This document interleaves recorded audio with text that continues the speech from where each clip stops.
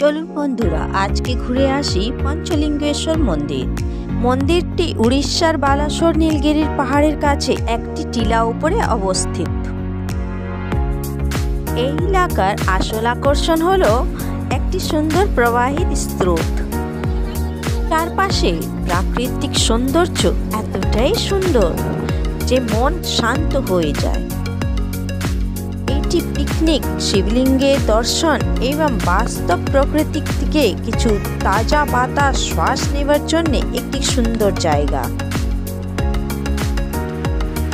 পঞ্চলিঙ্গেশ্বর মন্দির যেতে হলে 263টি সিঁড়ি বেয়ে উঠতে হয়।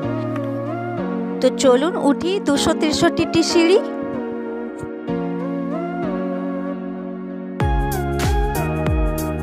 যারা সিঁড়ি উঠতে উঠতে একটু ক্লান্ত হয়ে পড়ে তারা এই জায়গায় বিশ্রাম নেয়।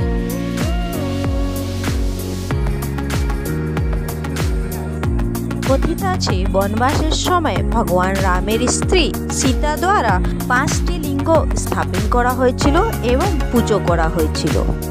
তাই এই মন্দিরটির নাম হলো পঞ্চলিঙ্গেশ্বর।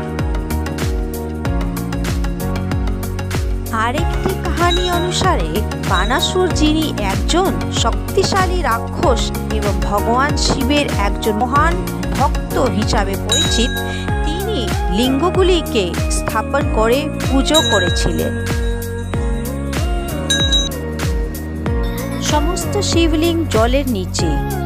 লিঙ্গ স্পর্শ করা খুব সহজ নয়। লিঙ্গ স্পর্শ করার জন্যে একজন মানুষকে স্রোতের সমান্তরালে পাথরের উপরে তার বুকে শুয়ে থাকতে হয়। শিবলিঙ্গ স্পর্শ করলে তাকে অনুভব করতে হয়। দর্শনার্থীরা এই আকর্ষণীয় স্থান এবং এর উপরে দিয়ে প্রবাহিত পানির স্রোত দেখতে আসেন।